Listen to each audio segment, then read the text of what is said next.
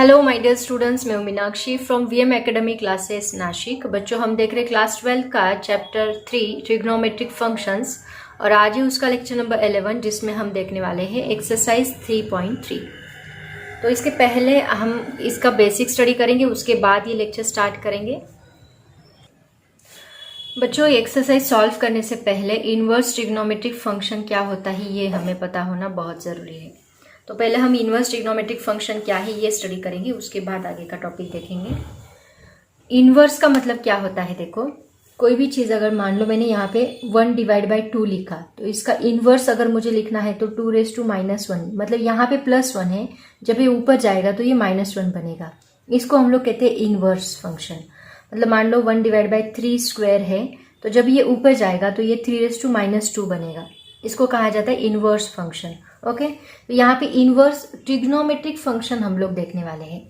मतलब मान लो यहाँ पे हमने एक एंगल लिया, मान लो साइन 45 इज इक्वल टू क्या है 1/√2, ये एंगल है, राइट ना।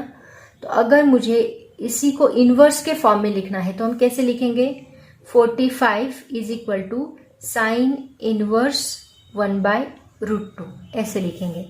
मतलब साइन इनवर्स, यहाँ पे ये इनवर्स आ गया, इनवर्स 1/√2 इज इक्वल टू क्या मिलता है 45। इसी को हम लोग ऐसे लिखते हैं, sine inverse 1/√2 is equal to 45। Okay, मतलब यहाँ पे कुछ भी वैल्यू होती है और वो वैल्यू का हमें कुछ एंगल मिलता है, थीटा एंगल मिलता है।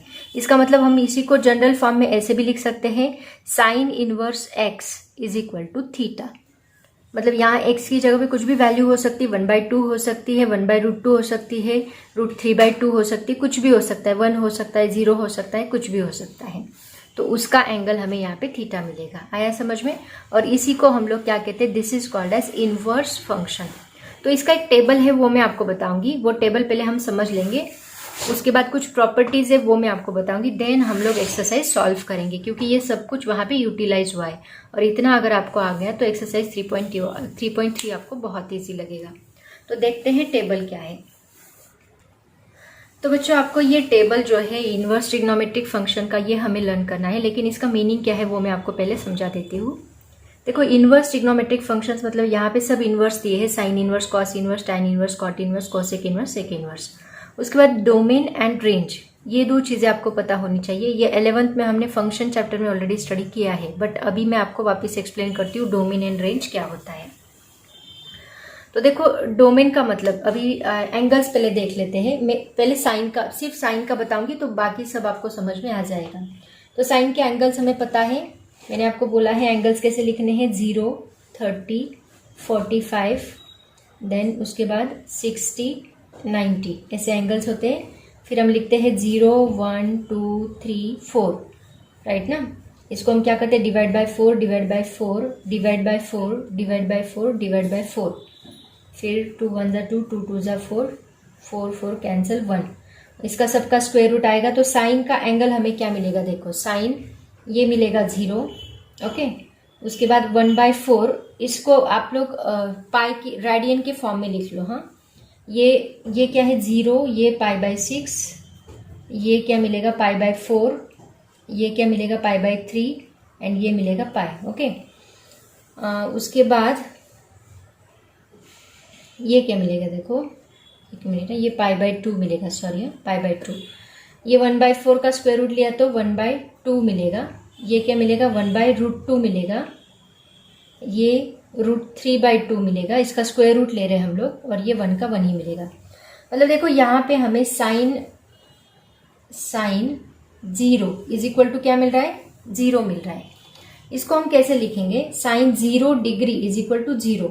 इसका मतलब sine inverse 0 is equal to हमें क्या मिलेगा? 0 मिलेगा। ठीक है, उसके बाद साइन π/6 इज इक्वल टू क्या मिल रहा है? 1/2। Sine π/6 is equal to 1/2। तो इसको हम इनवर्स के फॉर्म में कैसे लिखेंगे? Sine inverse 1/2 is equal to π/6। ठीक से समझ लो।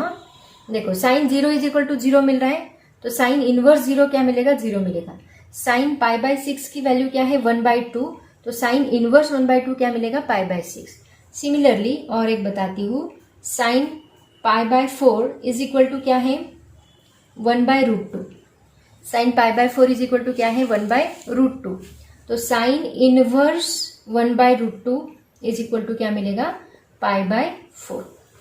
मतलब देखो sine inverse 0 0, sine inverse sine inverse 1/2, ये देखो 1/2 pi by 6, sine inverse 1/√2 pi by 4। Similarly sine inverse और कौन सा एंगल है √3/2 ले लो, sine inverse √3/2 is equal to pi by 3। इससे हमें क्या पता चल रहा है देखो कि ये जो है 0, 1/2, 1/√2, √3/2, अगर आप इसको देखोगे ठीक से तो ये सभी वैल्यू जो है ये हमें कहाँ से कहाँ तक मिलती है। मैंने आपको ऑलरेडी इसके पहले भी बताया है, साइन की जो वैल्यूज होती है वो हमें कहाँ से कहाँ तक मिलती है, -1 से लेके +1 तक मिलती है।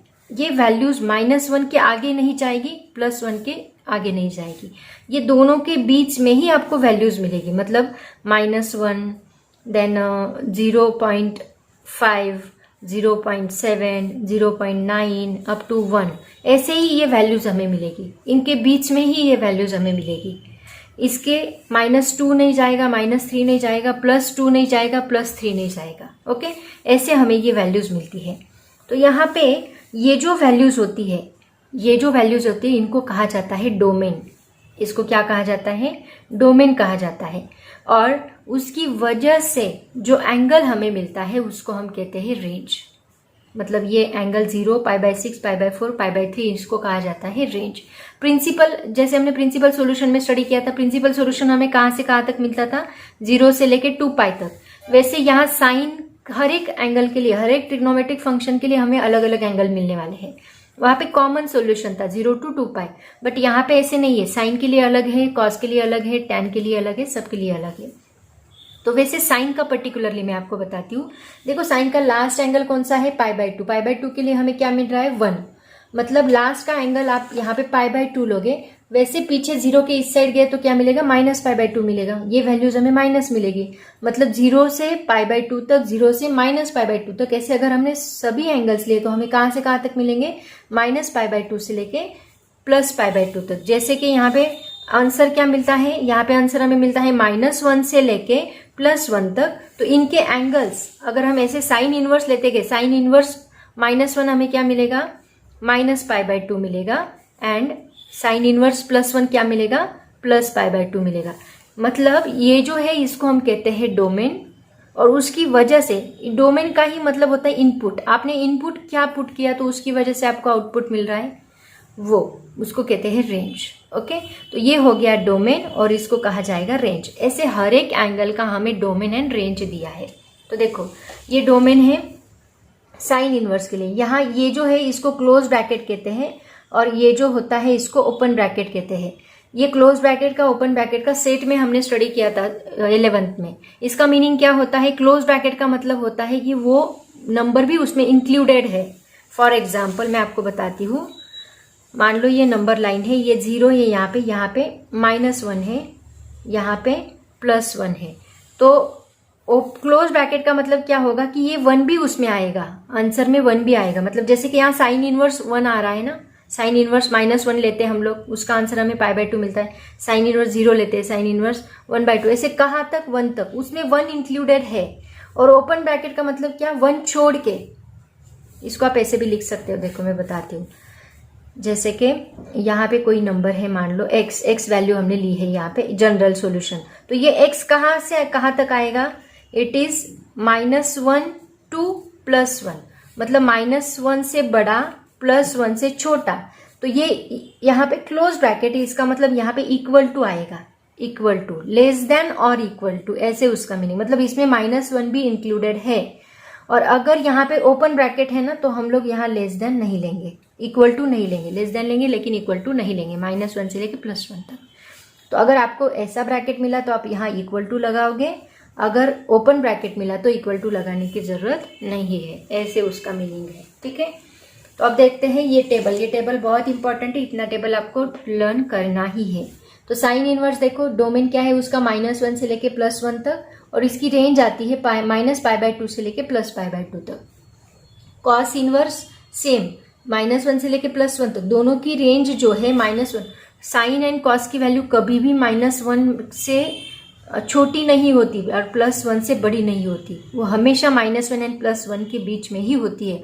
आप लॉग टेबल में भी जो टेबल दिया है ना साइन इनवर्स का कॉस का, वो चेक करो, उसमें -1 एंड +1 से बड़ी वैल्यू आपको नहीं मिलेगी।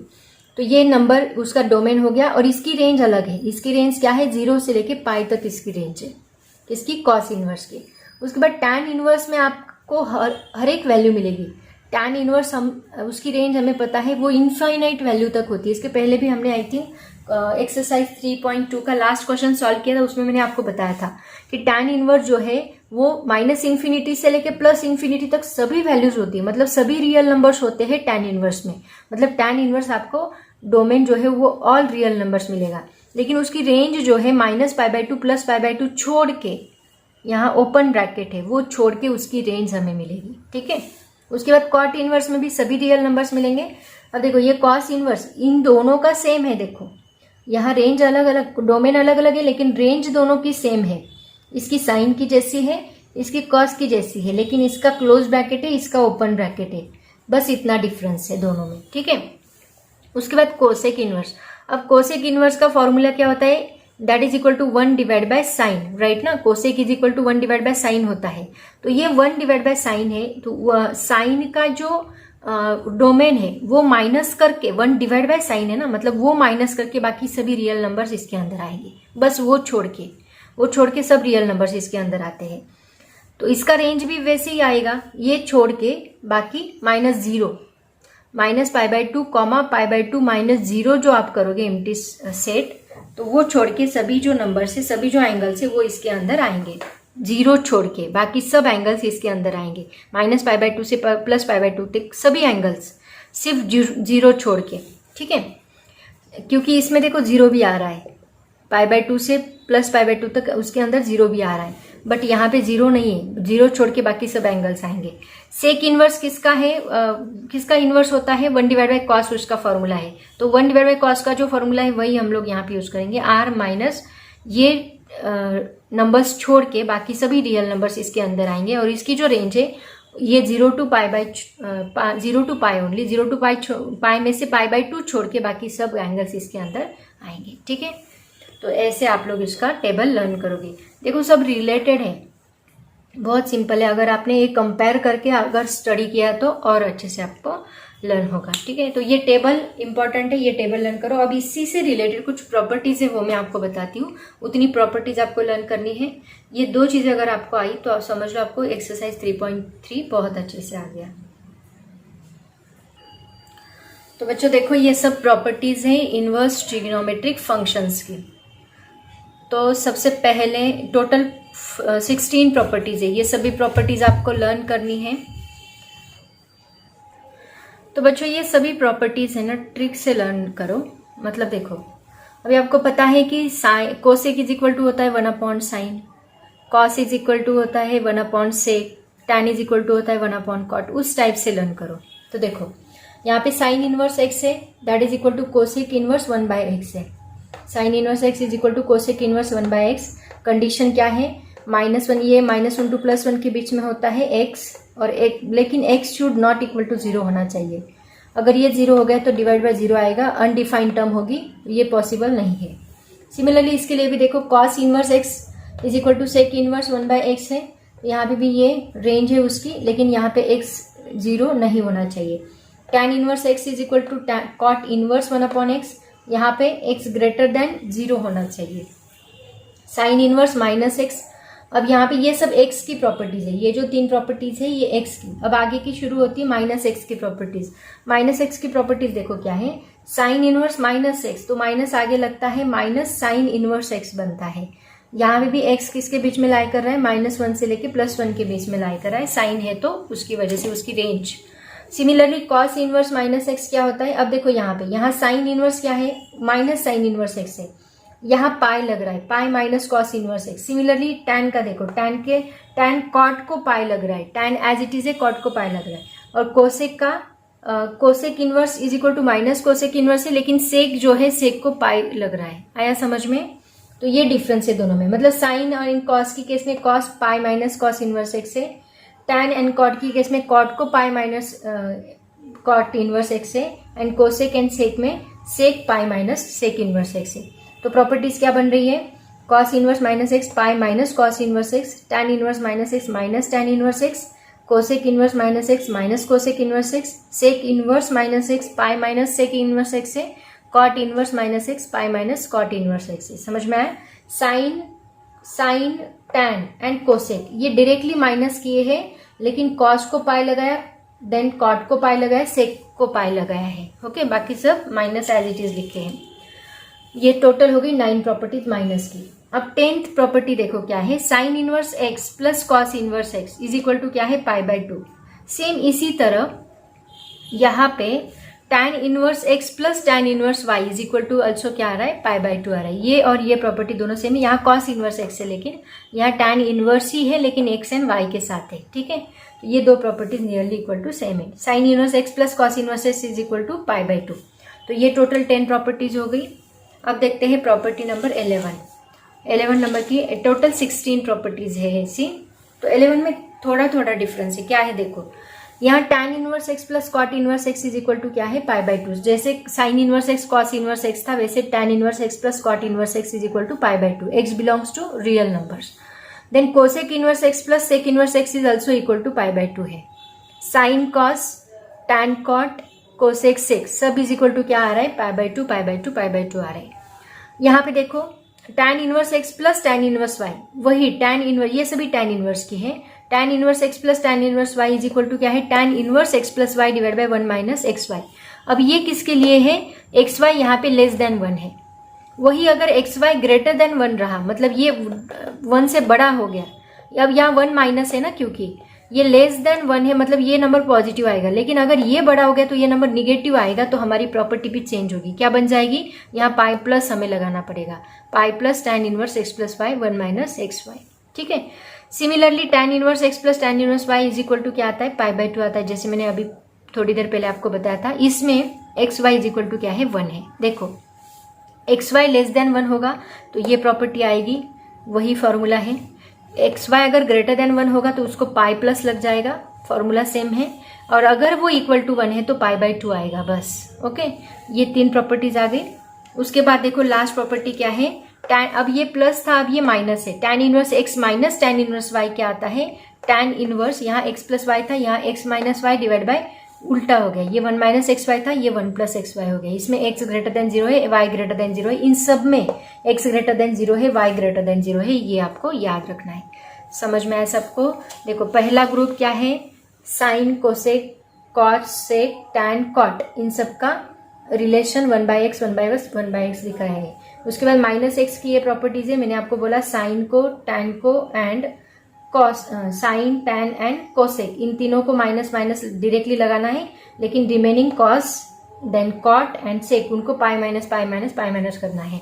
उसके बाद दो के ग्रुप, मतलब sine inverse cos inverse x pi by 2 आता है, टैन कॉट पाई बाय 2 आता है, कोसेक सेक पाई बाय 2 आता है। देन टैन इनवर्स एक्स, अब दो वेरिएबल है x and y, tan inverse x tan inverse y दोनों की एडिशन, वही formula, x y less than 1 है, ये ग्रेटर देन 1 है तो पाई प्लस लगा दिया, इक्वल टू 1 है तो पाई बाय 2, बाकी कुछ भी नहीं लिखा है। और अगर ये दोनों माइनस है तो बस ऊपर माइनस आएगा, नीचे प्लस आएगा, बाकी फॉर्मूला एज इट इज रहेगा। ऐसे टोटल 16 प्रॉपर्टीज है जो आपको लर्न करनी है, और इसी के ऊपर बेस्ड आपका एक्सरसाइज 3.3 है। तो बच्चों ये प्रॉपर्टीज एंड वो टेबल, ये दो चीजें अगर आपने अच्छे से पढ़ ली तो आपको समझ लो एक्सरसाइज 3.3 आ गया। अब क्या करो, इसका स्क्रीनशॉट निकालो और इसको एक पेज पे लिख के, एक कार्डबोर्ड पे लिखो, बड़ा सा कार्डबोर्ड लेके उसके ऊपर लिखो इतने फॉर्मूलेज आपको लर्न करने ही है। और जो चैप्टर के फॉर्मूले उसी चैप्टर में लर्न करते जाओ, आगे जाके और भी बहुत सारे फॉर्मूलेज आपको लर्न करने हैं। डिफ्रेंशिएशन में तो 100 to 100 फॉर्मूलेज आपको लर्न करने हैं, इंटीग्रेशन एंड डेरिवेटिव में।